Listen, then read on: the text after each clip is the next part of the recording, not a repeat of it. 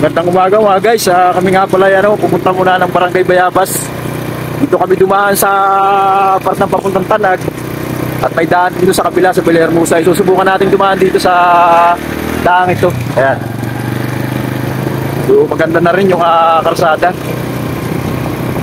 Ito nga pala maglalagos dito sa papunta ng Barangay, ano ba yun pare?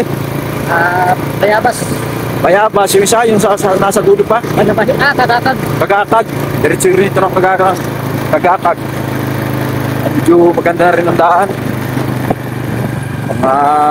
Lawak na rin ng ginawang kalsada rito. Ang dami na rin mga motoristang dumadaan sa lugar na ito.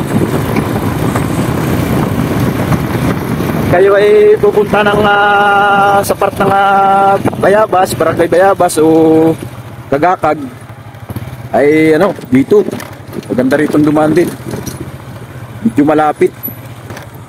Ayan, kahit medyo ang daan natin ay hindi pa kagandahan itong dulo ay malapit naman. Shortcut. Dito yung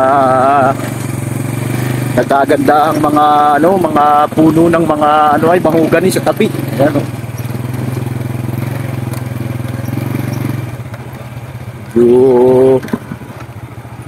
may mataas na lugar din.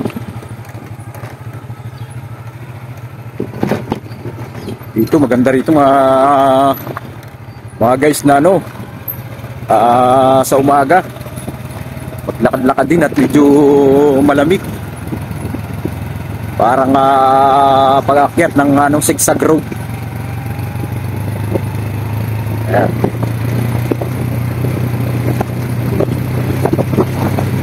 Puntahan nga pala namin yung aming kaibigan si Ito Edgar sa Barangay Bayabas. Ito Edgar na Piñaranda, para siya ay aming bisitahin at matingnan pati yung kanyang mga manggaron, yung mga Indian Mingo at Apple Mingo. Baka sakaling may mga matitigas na kami mamaya ay makapangain.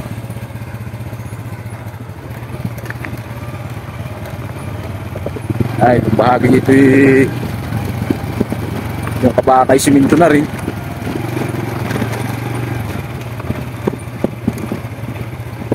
Na ito yung malawak na kasalukuyang taniman ng palay. Pero sa ngayon ay wala nang tanim na palay dahil sa ganitong summer ay talagang sobrang tag-init.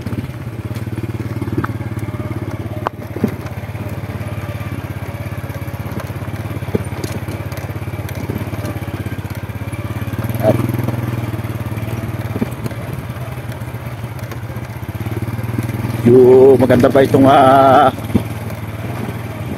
kapaligiran natin, napakarami pang mga puno. Kaya kahit sa ganitong pagkakataon na talagang summer o tag-init ay mararamdaman pa rin natin yung simoy ng hangin na dumadampi sa ating mga katawan. Ito mga guys, ang kagandahan sa probinsya, pag maninirahan kayo talagang pris na pris ang hangin. Yeah.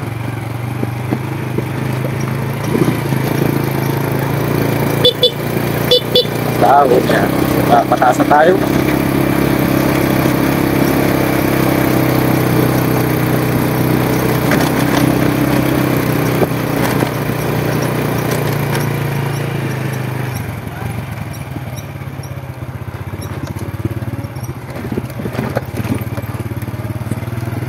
Sa unahan yata nito nandun yung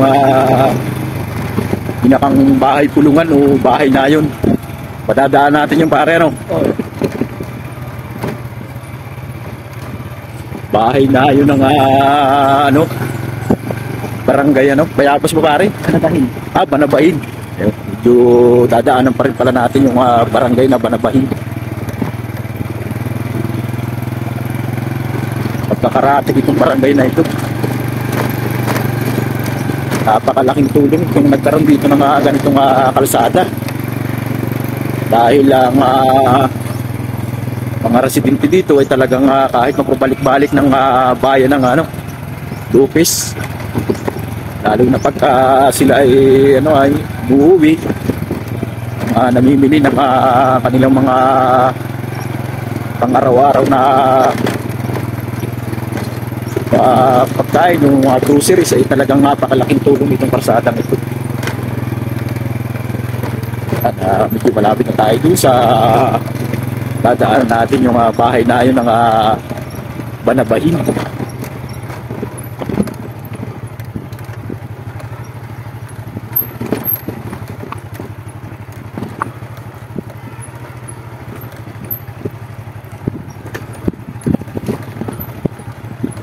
Ayan na, ito nga pala mga guys, yung bahay na yun ng Banabahin. Ayan. Ito nga pala yung tinatawag ditong halimaw. Ayun, yung pang-ani ng balay. Yung panglapas. Napaka-advantageous mga guys nung tinatawag ditong yung halimaw na ginagamit na nating mga kababayang magsasaka.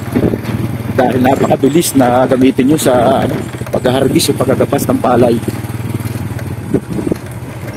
Palusot na tayo.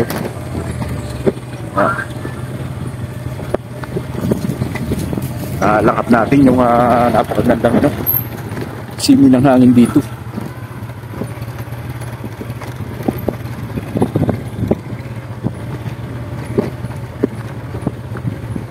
Ayan na, dito yung pinakang basketball court ng barangay na ito. Ayan. Nagsisilbing sa hapon ay palaruan na din ng mga kabataan dito, yung mga pagbabasketball.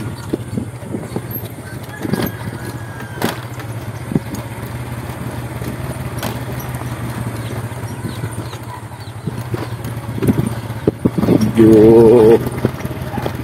lapit-lapit na rin tayo dun sa ating pupuntahan. Siguro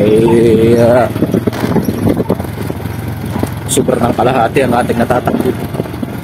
Ito muli yung isa sa isang magandang napakayan ng barangay na ito. Sa Lupita ay wala pang mga palay. Ngayon ay panahon ng tag-init at araw.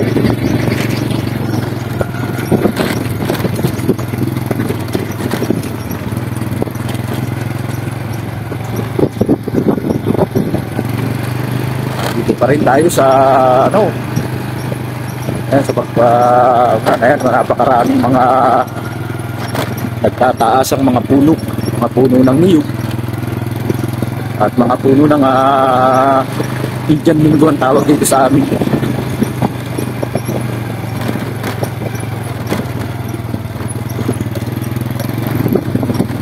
Dahil ito yung maliit na park. Ayan.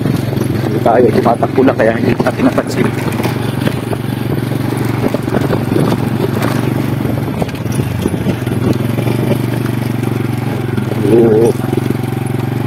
Tumataas na ulit tayo.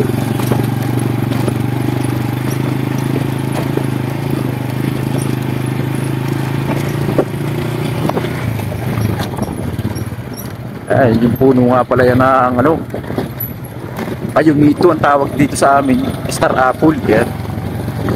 Wala pala siya ngayon sa panahon ngayon na hindi seasonal ang pagbunga. Ito nga pala yung napakaraming mangga rito. Natin natigilan talaga. Pinapan natin.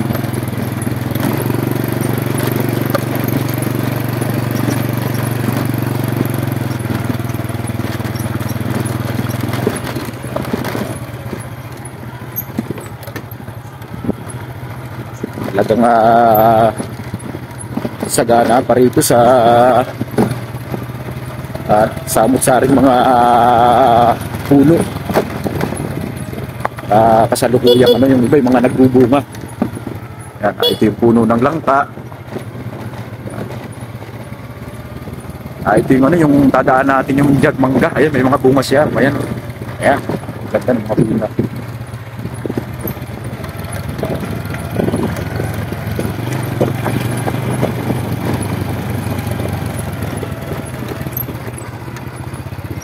Nga pala mga guys, yung mga dugat, puno ng dugat. Ayan, masalukuyan siya parang bulaklak. Ito nga sa susunod. Tawag sa amin dito ay dugat.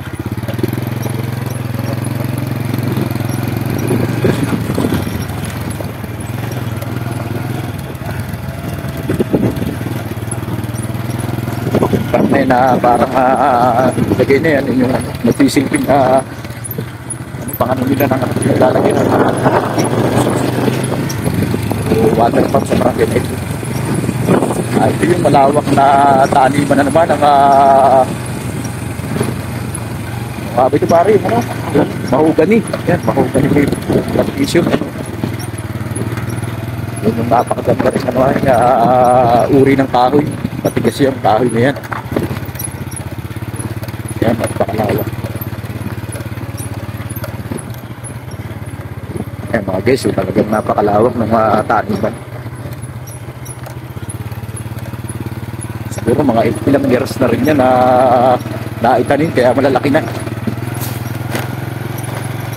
Na ito yung plantation ng maliit na plantation ng ano, ng mga turdan, variety ng saging. Ito napakaganda rin sa dinadaan natin sakop ng mga barangay na ito.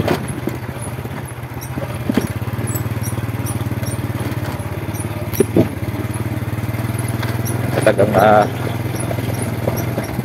maganda sa ating sa probinsya.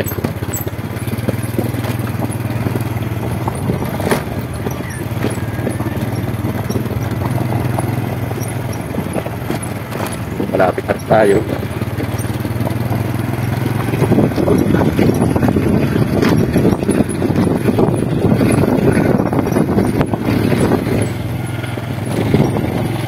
Yung padulo nga pala niyan mga guys, yung dulo niyan ay yung papunta naman ng ano ay Tagakat, barangay Tagakat. Kami liliko na rito. Pupunta naman tayo sa barangay Bayabas.